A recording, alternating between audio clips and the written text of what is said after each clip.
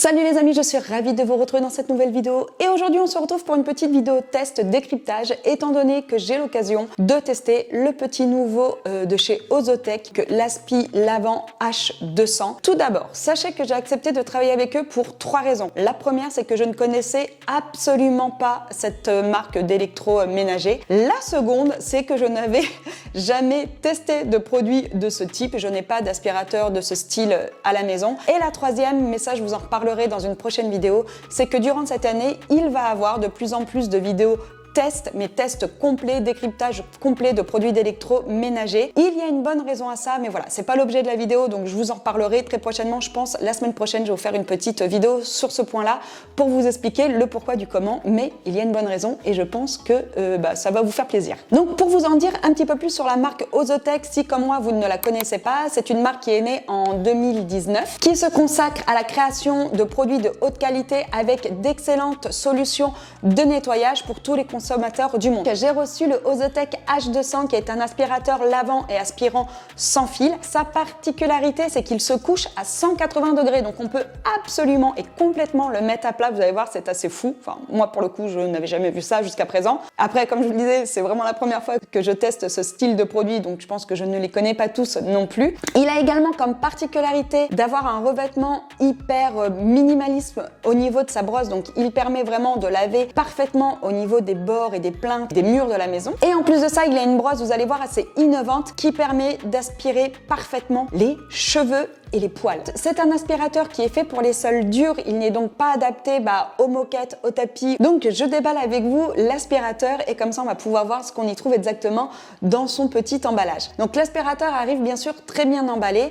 On y retrouve tout d'abord la notice, le goupillon en plastique de nettoyage. Ensuite nous avons bien sûr l'aspirateur qui est parfaitement bien emballé et forcément en le soulevant de son colis, je remarque qu'il est assez lourd. Nous avons également le manche, si je peux appeler ça comme ça, ou la poignée si vous préférez, le petit compartiment de rangement, le socle de charge et la charge. Nous avons également le porte-brosse ainsi qu'une petite solution nettoyante et un chiffon en forme de rouleau. Maintenant niveau installation, donc si besoin vous avez la notice qui, il faut le dire, pour une fois est hyper simple et ce n'est pas toujours le cas. Je voulais quand même le préciser puisque des fois on galère à installer ce genre d'électroménager. Donc on installe tout d'abord le petit compartiment à rangement sur le côté du socle, puis il suffit de brancher le socle de chargement au cordon d'alimentation. Ensuite je retire la plaque guide qui se trouve sur le dessus, qui est également équipée d'une lumière. Donc ça c'est un point aussi qui est intéressant et que je trouve plutôt pratique d'avoir sur les aspirateurs. Je place le chiffon rouleau sur le porte-brosse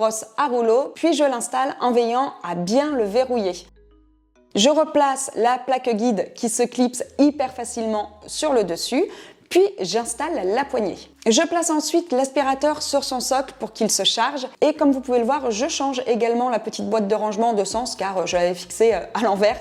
Rien de très grave, mais bon, au moins là on va dire que c'est fixé correctement. Et j'y range le goupillon. Ensuite je remplis le réservoir d'eau propre qui se trouve sur le devant de l'aspirateur et j'y ajoute un petit peu de détergent. Pour le coup, là j'utilise celui qui est livré avec l'aspirateur et franchement il sent super bon. Sur l'arrière de l'aspirateur, vous allez pouvoir y retrouver la petite roulette qui permet de le mettre complètement à plat et de le faire rouler sur le sol. La commande vocale qui nous permet de sélectionner notre langue ainsi que tous les réglages de notification et le volume de l'aspirateur. On y retrouve également le bouton pour retirer le bac à eau sale. Le bac à eau sale, comme vous pouvez le voir, est tout en plastique. Il n'a pas de filtre et on en reparlera un petit peu plus tard, mais du coup, il est hyper pratique et facile à nettoyer. On a également la petite roulette qui est le dispositif de séparation gaz-eau. Puis, on y retrouve le petit filtre. Au niveau de la poignée, nous avons 3 boutons. Donc, nous avons le bouton de sélection de mode, le bouton marche-arrêt et sur l'arrière de la poignée, on a le bouton de l'auto-nettoyage. Ensuite, l'écran LED indique le pourcentage de la batterie. L'anneau bleu qui est sur le tour de l'écran LED indique si notre sol est sale ou propre. Donc quand il est bleu, ça veut dire que le sol est propre. Quand il passe au rouge, ça veut dire que le sol est sale. Ensuite, nous avons les modes d'aspiration. Donc on a un mode auto pour les nettoyages quotidiens, un mode turbo pour le nettoyage des tasses tenaces, un mode d'aspiration d'eau pour le nettoyage des taches d'eau. Celui-ci est adapté uniquement pour aspirer les taches d'eau et pas la poussière. Concernant les tests, l'aspiration L'aspirateur a une bonne puissance d'aspiration et la rotation de la serpillière est efficace même quand on est en mode auto. Le débit d'eau, comme vous pouvez le voir, est vraiment bien. Je pense qu'on a à peu près l'équivalent que si on se servait d'une serpillière traditionnelle. Quand on passe en mode turbo, forcément l'aspiration est bien plus forte et la serpillière tourne également bien plus vite, ce qui permet d'avoir une vraie efficacité sur les tâches tenaces et les tâches qui adhèrent au sol, comme les tâches un petit peu collantes. Malgré qu'il soit assez lourd, comme je vous le disais, moi c'est la première chose que j'ai constatée quand j'ai soulevé l'aspirateur, il est facilement maniable. Il est d'ailleurs auto-tracté, vous savez, un petit peu comme les tondeuses en fait, il avance tout seul. Alors c'est assez surprenant au début quand on le met en route, mais comme je vous le disais, comme l'aspirateur est assez lourd, je pense que c'est un point pareil qui est hyper intéressant et ça nous aide vraiment à le diriger dans toute la maison. Il nettoie également facilement sous les meubles grâce à sa fonction allongée à 180 degrés.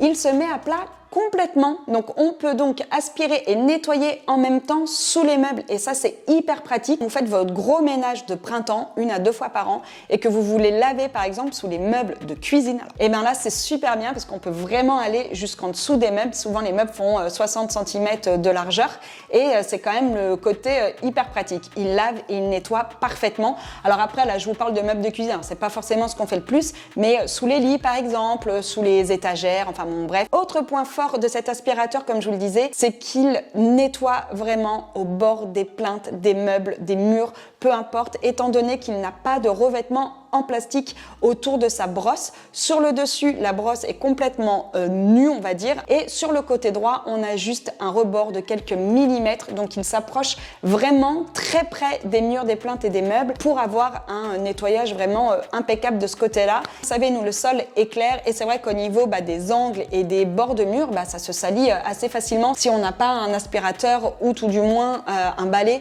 qui passe assez près des plinthes. Donc celui-ci permet vraiment un nettoyage précis justement au niveau des murs, des coins, des meubles, enfin bon bref, pour ça il est vraiment top. Autre point pareil qui est intéressant, c'est que la conception de la brosse à rouleau est innovante. Elle augmente la zone de contact avec le sol de 4 fois. Alors je pense que l'aspiration aussi y fait pour beaucoup, ainsi que la rotation de la brosse, puisque quand on l'allume, on sent vraiment une adhération en fin de compte au sol, et moi c'est quelque chose qui m'a tout de suite interpellée de me dire ah oui en effet oui, on voit qu'il est puissant et qu'il va bien astiquer les sols. Et autre chose intéressante, je vous en parlais en début de vidéo, le diamètre de la brosse à rouleau étant plus grande, ça permet réellement de nettoyer les cheveux et les longs cheveux, on parle de 25 à 30 cm voire plus, sans causer de dommages à l'aspi. Alors vous le savez, si vous avez des aspirateurs balais de type standard, on a souvent des petits rouleaux brosses et les cheveux s'en mêlent à une vitesse dedans, c'est assez l'enfer. Moi je vous raconte pas celui qu'on a là-haut qui sert notamment aux chambres des filles, à la salle de bain des filles. On est tout le temps en train de nettoyer la brosse parce que forcément comme les rouleaux sont fins, ça s'enroule dedans. Là comme le rouleau est assez large, en fin de compte les cheveux ne s'enroulent pas dedans, ils partent directement dans le bac à récupération. Point de vue innovation, je n'avais jamais vu ça. Il aspire parfaitement les cheveux sans que ça se retrouve enroulé autour de la brosse. Là le robot s'occupe absolument de tout. On n'a pas besoin d'entretenir la brosse après chaque passage. Là, je vais tester maintenant avec vous le mode aspiration d'eau qui permet vraiment d'aspirer les grandes quantités d'eau, on va dire. Donc, ce qui est pareil, hyper pratique. Si comme nous, vous avez des douches à l'italienne qui sont ouvertes, sans parois, je peux vous dire que ça peut vous changer la vie. Parce que moi, j'étais tout le temps avec la raclette. Là, c'est vrai que vous donnez un coup d'aspirateur, il aspire absolument tout. J'ai également testé l'aspirateur sur une tache de café. Enfin, on va pas dire que c'est une tache, parce que c'est moi qui ai étalé du café dans ma cuisine pour pouvoir le tester. Alors, à noter que sur le béton blanc, le café a tendance quand même à tacher. Alors, je dis tacher entre guillemets, si c'est mal nettoyé, ça peut laisser des petites auréoles. Donc, c'est pour ça que j'ai opté pour du café, parce que je pouvais bien m'apercevoir s'il allait faire correctement le taf ou pas. Et effectivement, comme vous pouvez le voir, franchement, ça fonctionne très bien. En un passage d'une, il aspire tout le liquide. Et de deux, je fais quelques petits allers-retours, mais il n'y a aucune auréole de café, ça le nettoie parfaitement bien de ce côté-là. Ensuite, si vous me connaissez un petit peu, j'avais forcément envie d'essayer quelque chose d'un petit peu plus gras. Donc j'ai choisi une sauce au pesto que je suis bien sûr venue étaler par terre. Donc là, on est sur quelque chose de gras et de collant et en plus de coloré. Donc pareil, sur le béton, généralement, ça laisse quelques petites auréoles si c'est pas bien nettoyé. Et comme vous pouvez le voir, RAS, il fait absolument bien le taf. Même moi j'étais assez surprise que voilà que ça parte aussi vite. Donc s'il y a un petit peu d'adhérence, bien sûr vous faites des petits allées et venues de l'aspirateur et vous allez voir, il va parfaitement bien nettoyer les taches, qu'elles soient grasses, collantes. Et pour finir, je vais également tester avec des saletés un petit peu plus grosses. Je vous avouerai que c'était un petit peu le test qui me faisait un petit peu le plus peur entre guillemets. Il est quand même connu pour être très bon en mode serpillière et en plus le fait qu'il ait une brosse plate et assez large, je me suis dit mais comment est-ce qu'il va pouvoir aspirer correctement les saletés qui sont plutôt de grosse taille on va dire. Donc j'ai mis par terre un paquet de céréales. On est quand même sur des céréales type muesli, donc ce sont quand même des céréales qui sont assez grosses en termes de morceaux on va dire. Et comme vous pouvez le voir, il aspire parfaitement bien également les céréales sans que ça se prenne ou sans que ça se coince dans la brosse. Donc il est parfaitement efficace en mode serpillière qu'en mode aspiration. Lorsque l'on nettoie des choses assez grasses, des choses liquides, colorées ou autres même, faites et pensez à faire un auto-nettoyage, ce qui va permettre vraiment à la brosse et à l'aspirateur de s'entretenir, de s'auto-entretenir. Moi j'ai testé justement cet auto-nettoyage après avoir aspiré et le café et le pistou. Il y a juste à le remettre sur sa station et à cliquer sur le bouton auto-nettoyage. Ça prend quelques secondes, je dirais peut-être 1 ou 2 minutes et franchement le résultat est génial. Il n'y avait absolument plus rien sur la brosse rotative. Je mets mon doigt dedans pour que vous puissiez vous rendre compte, mais moi j'ai trouvé assez dingue qu'il s'auto-nettoie aussi bien. La brosse est réellement propre, elle n'est pas grasse. On peut repartir pour nettoyer le reste de la maison sans souci. Donc ça prend genre 1 minute alors que sur certains robots, le nettoyage d'une brosse est super compliqué quand on aspire généralement des choses assez grasses comme ça. Ensuite, comment se nettoie le robot? C'est hyper simple, vous avez juste à démonter effectivement la petite brosse rotative. Vous retirez également le bac à eau sale et il se rince parfaitement à l'eau. Donc pareil, c'est pas compliqué du tout. Je pense que c'est un des aspirateurs que j'ai testé jusqu'à présent où le nettoyage est hyper simple, vraiment. C'est pas du tout galère ou prise de tête d'un point de vue pièces et démontage de pièces pour pouvoir le laver. On peut se servir bien sûr du goupillon pour laver correctement tous les petits espaces qui sont un petit peu plus profonds. Puis on rince également la plaque guide qui récupère pas mal de saleté. Pour finir, on va faire un petit point sur les plus et sur les moins.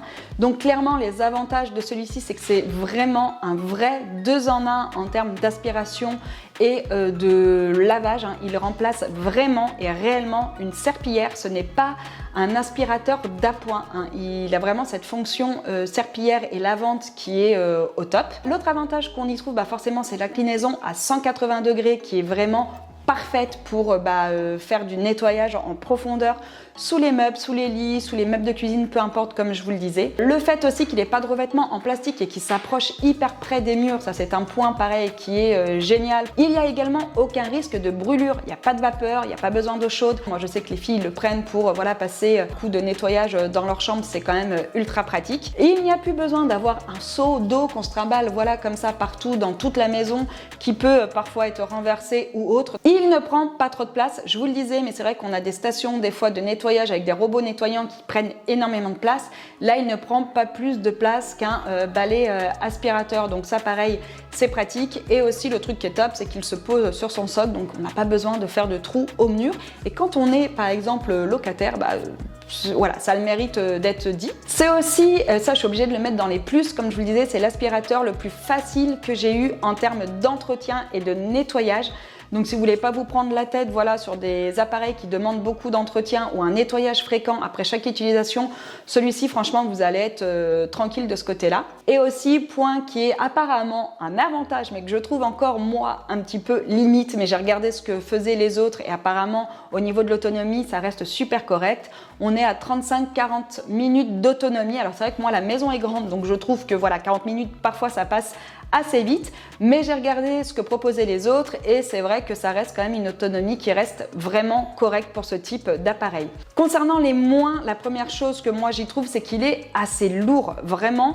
Donc je pense qu'il n'est pas conseillé aux personnes qui ont des problèmes, je sais pas, de bras ou qui ne peuvent pas porter de choses lourdes, clairement. Et aussi, dernière petite chose que je vais mettre dans les moins, mais qui peut aussi s'apparenter à un plus, c'est qu'il faut quand même renouveler souvent le bac à eau clair. C'est vrai qu'il se vide assez vite. Mais la bonne chose en fin de compte, c'est qu'on nettoie quand même toujours la maison avec de l'eau propre, ce qui n'est pas le cas quand on a un seau avec une serpillière traditionnelle.